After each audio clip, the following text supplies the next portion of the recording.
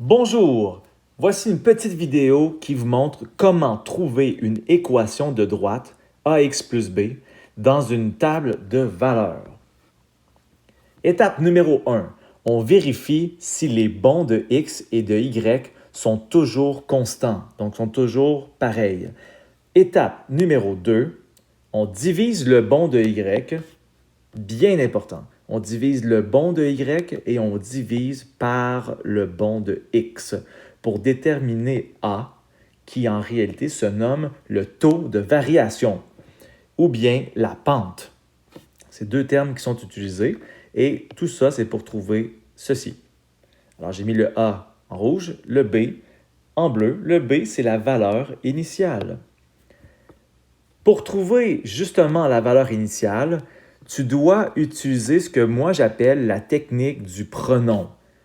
J'utilise souvent ce terme dans les autres fonctions aussi qu'on a à voir, là, exponentielle, quadratique, etc.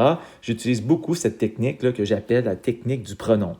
Alors, ce qu'on fait dans la technique du pronom, c'est que tu prends un point de la table de valeurs et tu le remplaces dans ta formule.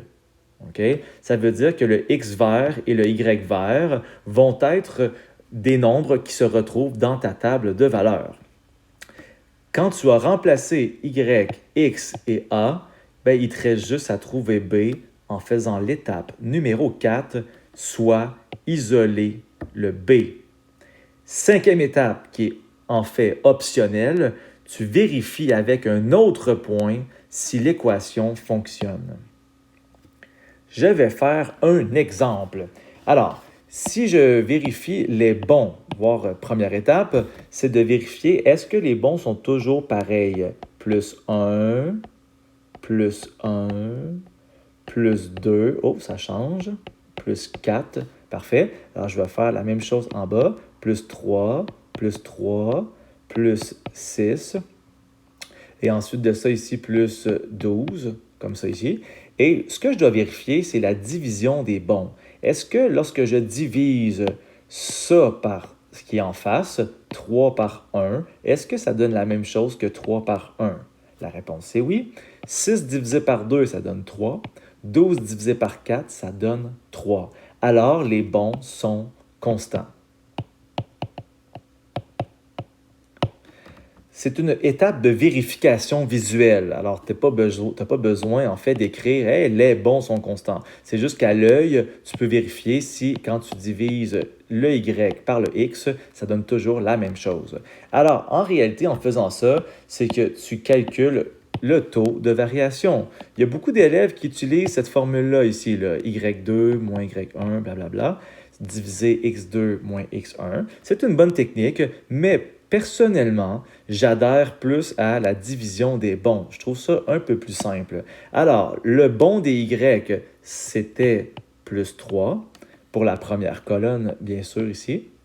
Et le bon associé, c'était plus 1. Ça veut dire que mon taux de variation, c'est 3. Alors, la lettre A vaut 3. Alors, étape numéro 3, c'est la technique du pronom. Alors, j'écris immédiatement pronom, comme ça ici, et je vais aller choisir n'importe quel point de la table de valeurs. Alors, je vais prendre le point 2,7.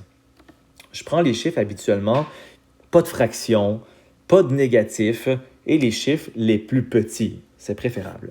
On peut faire plus de calcul mental. Ça veut dire que le 2, c'est le x, bien sûr. On écrit toujours le x en premier. Le 7 correspond au y. Et on remplace dans la table de valeurs. Ça veut dire que ça ici, ça vaut 7. Et ceci vaut 2. Ce qui me donne 7 est égal, bien sûr, entre la lettre A et la lettre X, c'est un fois.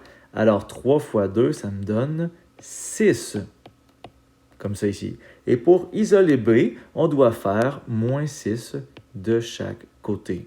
Ce qui me donne B est égal à 1. Alors, vous voyez que le A est égal à 3. A est égal à 3. Le B est égal à 1. Alors, je vais aller écrire sur mon autre page dans AX plus B, comme ça ici. y est égal à 3x plus 1. Ça va? Ensuite, ce que je peux faire, étape numéro 5, c'est de vérifier avec un autre point. Il y avait le 3,10. Ça va? Alors, ça c'est le x, ça c'est le y. Alors, je peux remplacer dans ceci. Ça vaut 10, ça vaut 3. Et je vais aller vérifier si ça donne vraiment une égalité. Ça veut dire 10 est égal à 3 multiplié par 3 plus 1. Alors, je ne sais pas si vous réalisez que 3 fois 3, ça fait 9 ici plus 1, ce qui donne 10 est égal à 10. On voit bien que c'est vrai. Alors, ma formule, elle est bonne. Elle est bonne pour n'importe quel point de cette table de valeurs. Et je pourrais même aller dans ma table de valeurs, vous poser la question suivante. Alors, quand x va égaler 20, y vaut combien? Ça va? Et je pourrais également vous demander, hey, quand y vaut 100, qu'est-ce qui va en face comme ça ici, là? Donc, de cette façon-là, ben, ça, c'est y est égal à 100. Alors, je vais remplacer y égale à 100 dans ma formule. Et si jamais je cherche à savoir ceci, ben, je vais remplacer dans ma formule le x avec 20 et je vais obtenir le chiffre qui s'en va ici, dans la table de valeurs.